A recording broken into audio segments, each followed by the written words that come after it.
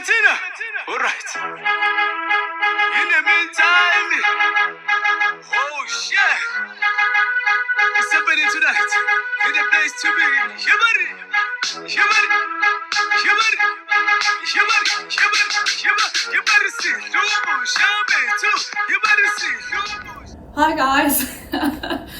It's funny because I haven't sat in front of a camera for a while, but welcome to my YouTube channel. It's been a while. I've been sort of able, but I'm gonna update you guys on everything and what I've been up to in the past 2-3 weeks. So let's get right into it. So I've been taking some time off, not intentionally, but I just didn't feel like filming because I've been just exhausted, mentally drained, emotionally drained, not sleeping well. There's just been so much. And I remember, I think it was 2 weeks back, it was mental health month or mental health day, and I just thought, okay, my YouTube video, the next YouTube video that I do has to be tackling mental health issues. And it's so good because it ties back to my own personal experiences. And I feel like from my culture, at least where I come from, this is not like a topic that people talk about openly. I remember when I was a freshman year, when I was in my freshman year, I spoke to someone in my family. I was like, I feel depressed, and they were like, you're a kid, how can you be depressed? So I feel like mental health should be talked about as common as we talk about the common cold or flu, because it's very common, especially in people in my age group. But not everyone had the space or the comfort zone or the safe space to talk about it as much. I've struggled with mental health in different ways, and I've managed to like get out of dark spaces. Sometimes I get back into them, but I feel like it's a work in progress. I always tell like my closest friends that we are works in progress. Like we work on achieving perfection, but it's something that is ongoing, and we'll forever try to like not perfect ourselves but improve ourselves, and taking care of our health is one thing. And for me, as someone who struggled with their mental health in different ways and who's still struggling in some way or sort, it's something I feel like strongly about. And I feel like one of the reasons why I decided to work in student affairs and pursuing the job that I'm currently doing is that I want to be there for students outside of academics, because my work really involves a lot of programming, events, a lot of work around student welfare. And I feel like in a way I'm directly and indirectly impacting my peers through my work. But I want to do more, and this video could be one of the ways that I'm doing that. So I hope through the comments section you guys could share some of your experiences, or you could ask me some questions that I could feature in my next video. I'm hoping to do a video with a friend from home who's been really at the forefront of conversation around mental health, and not forcing, but trying to get admin in the school that she's in currently to like make sure that mental health is a priority, because a lot of students in Zimbabwe and around sub-Saharan Africa suffer from mental health, depression, and the suicide rates in college are really, really high. So I feel like it's a topic that should be talked about amongst families, friends, colleagues in school. And I was really lucky to attend a college where mental health was a priority and still is a priority. And yeah, in the past 2-3 weeks I've been just drained emotionally. Sometimes I didn't want to wake up, sometimes it was really hard to sleep, but mainly I've been having sleeping issues. And I went to the doctor. I saw a pulmonologist, a sleep doctor, I think that's what it is, and I am at high risk of having sleep apnea. I know I have sleep paralysis, so my sleeping issues keep piling up. So sleep paralysis is that phase between your unconsciousness and conscious phase, the REM, I heard, when you're conscious but you can't wake up, you're like stuck, you can't move. So I've had that for a while, but I've also realized that I'm at high risk of having sleep apnea, which is a sleeping disorder whereby you stop breathing at some points when you're asleep. and I've been told for a while that I snore, and I never thought it was something serious because snoring is very common. Half of my siblings snore, etc. But I didn't think it was gonna be such a serious medical condition and I might have to get surgery for it. So I feel like my sleeping issues have affected me emotionally and mentally in some ways. So I'm just doing this video to share an update about what's been happening with me. But if you're someone who's having sleeping issues or who's been neglecting their sleep, please make sure to see a doctor if you can, because your sleep affects the rest of your day. Like sometimes I should just feel really drained. I go to bed at like 10:30 p.m. and I wake up at 7:30 and I have like that's almost 9 hours or 8 hours of sleep, but I still feel drained during the day. So I feel like it's something that you should prioritize if you're going through the similar things.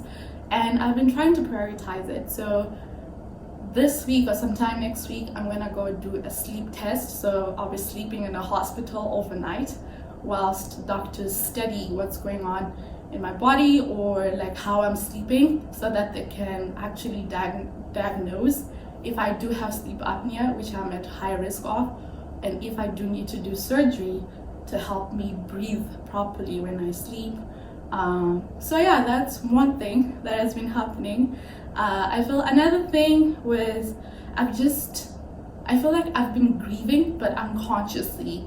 And sometimes when you grieve unconsciously, it follows you through your dreams. So like, I don't interpret dreams. I know there's some people who do interpret dreams, but I feel like I've been grieving my loved ones, and I recently lost my grandmother actually 2 months ago, and I feel like grieving her led me to also grieve my other loved ones. So I feel like the grieving process is different for everyone, and for me, I feel like with my past experience of grieving, it's not something that I've had the opportunity to freely talk about or be in a space whereby I can talk to either my friends or family and be like, this is what I'm going through. I don't understand why this is happening.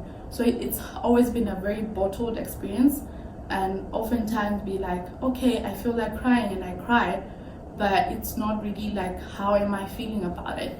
And maybe that's something that's just general to me as a person, that sometimes it takes me time to process what I'm going through or what I'm feeling, and then taking that chance to think through it and be like, okay, this is how you feel. So, but I feel like, yeah, the grieving process is different for every single person.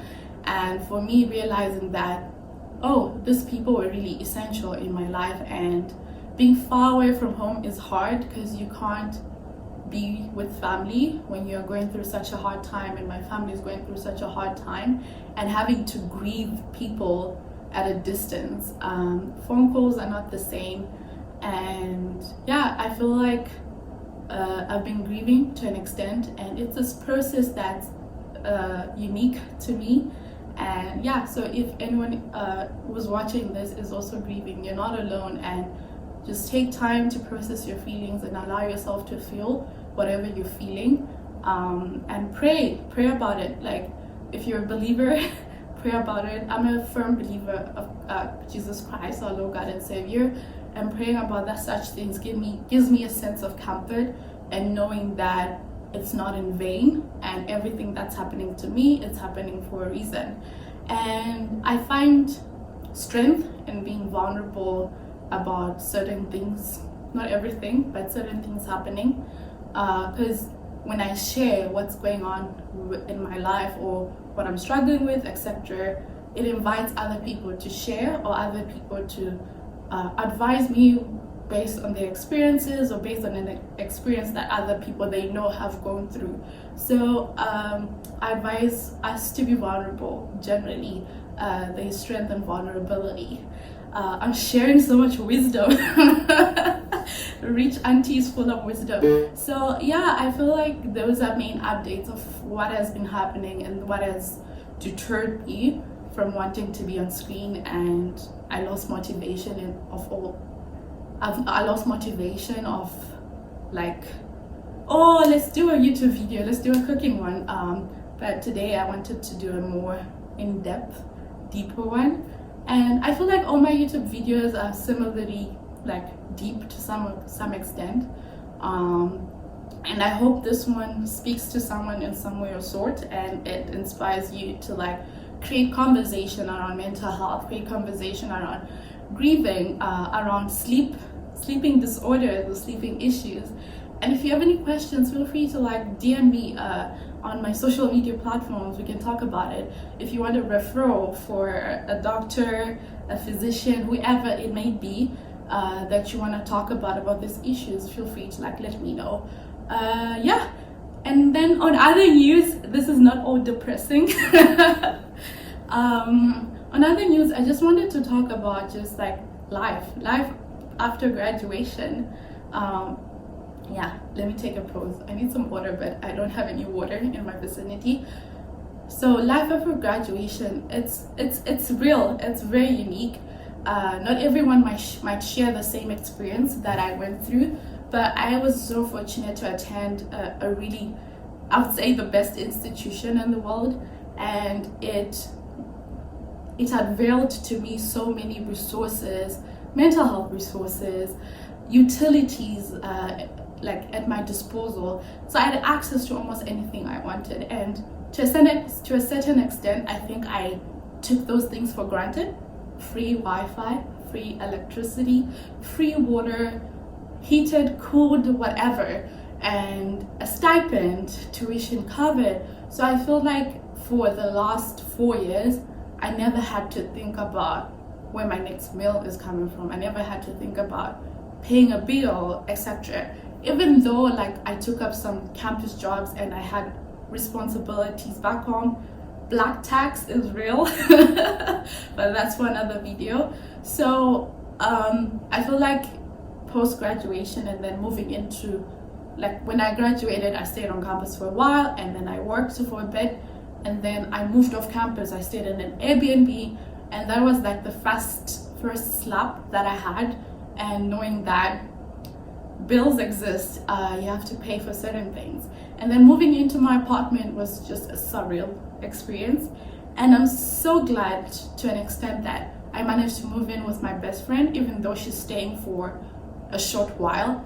But having her around when I first moved into my apartment really helped me. So shout out to Natasha.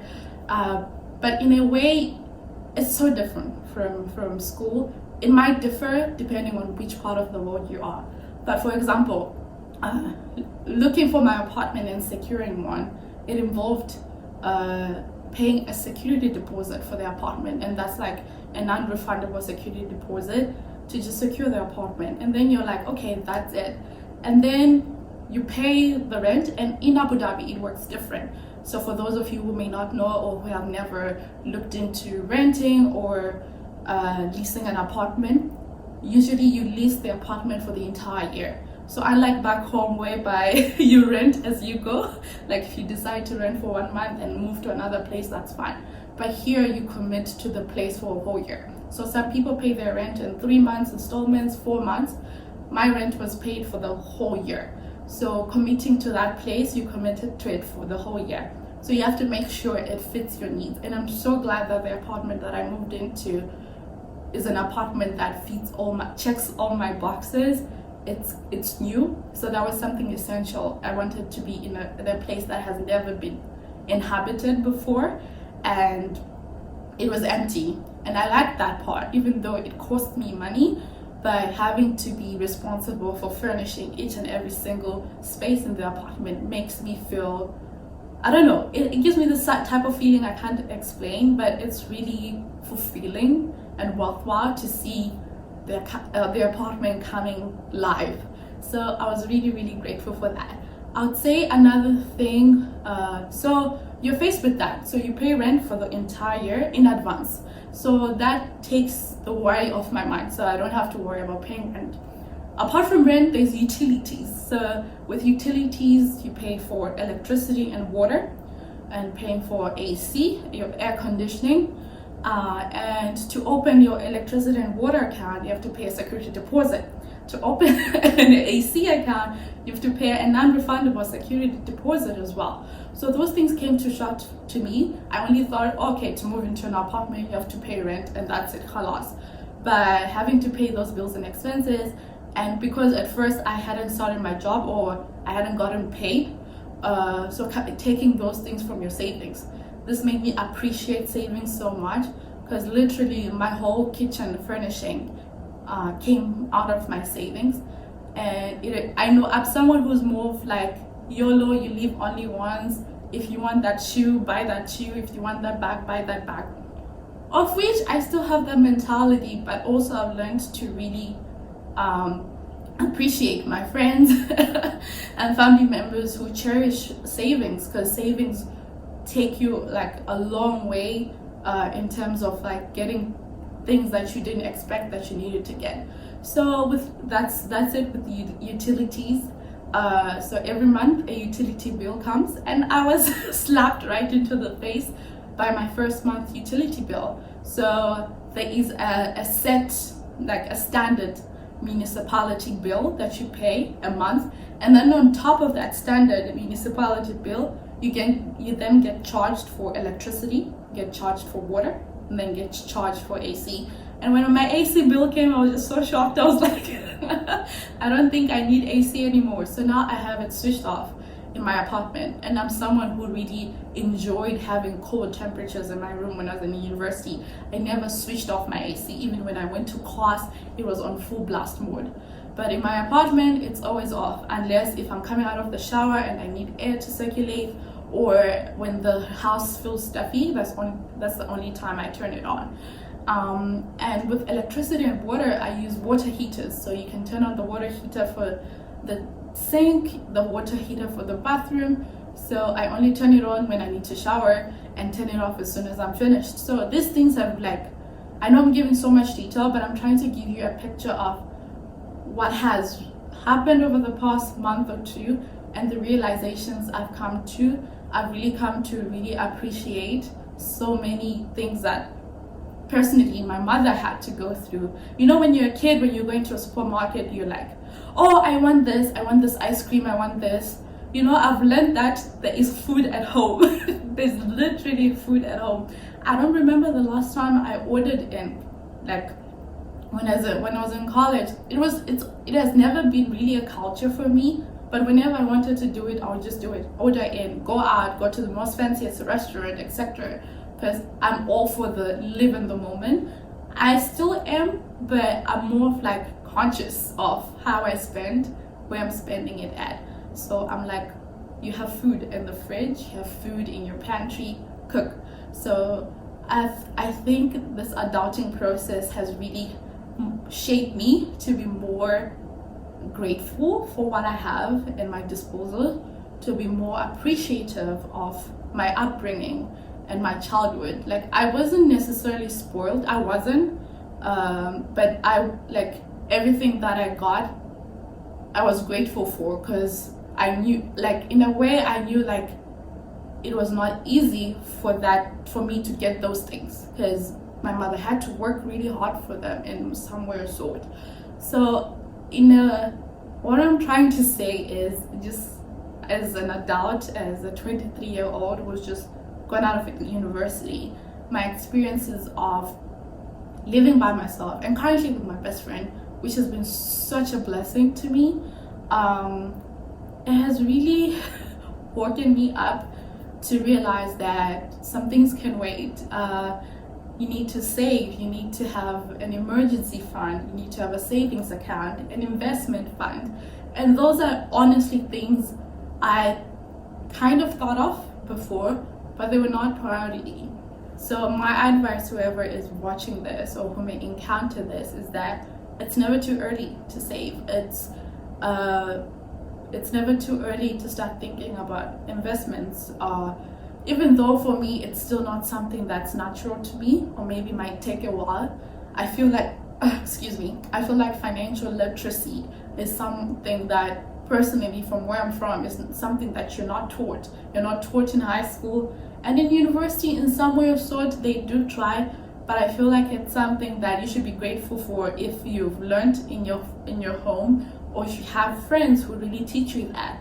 So for me, I've been fortunate to have like a circle around me, either people from church who I speak to, people who are like a little older than me who have been through the process, to be like, Gladys, this is like financial literacy. Have you thought about investments? Have you thought about savings? And shout out to Roni, my friend. Roni is like the guru of savings and investments.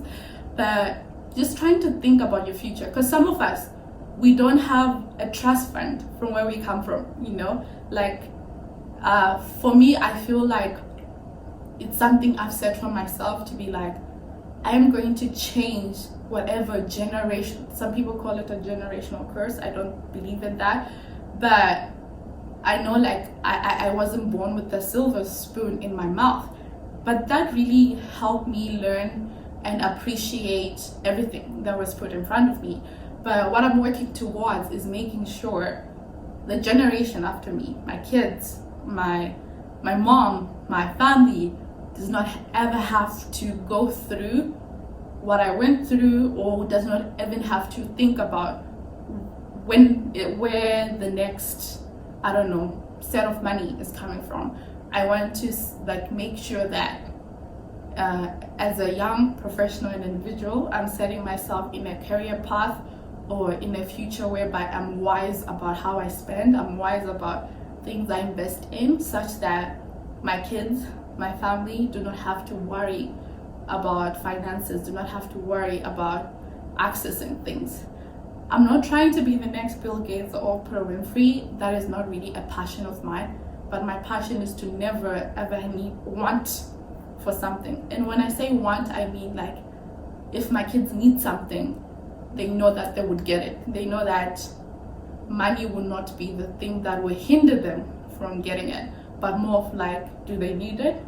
And just teaching our kids and people around us that to be grateful. And even though I have a glimpse of what poverty looks like, or I have an understanding of what it means to not be able to afford certain things, I've also been very fortunate to know what is it called, surplus looks like, what it means to like have everything at my disposal. So having a mix of those both worlds has really helped me have an understanding of like, this is who I am and this is what I'm grateful for things. So I don't really consciously journal or write these things, but when someone asks me something, I usually am like, oh, I'm grateful for this. I mean like, oh, I feel overwhelmed about this, but I'm really grateful just in general. Sometimes I might specify and be like, I'm grateful for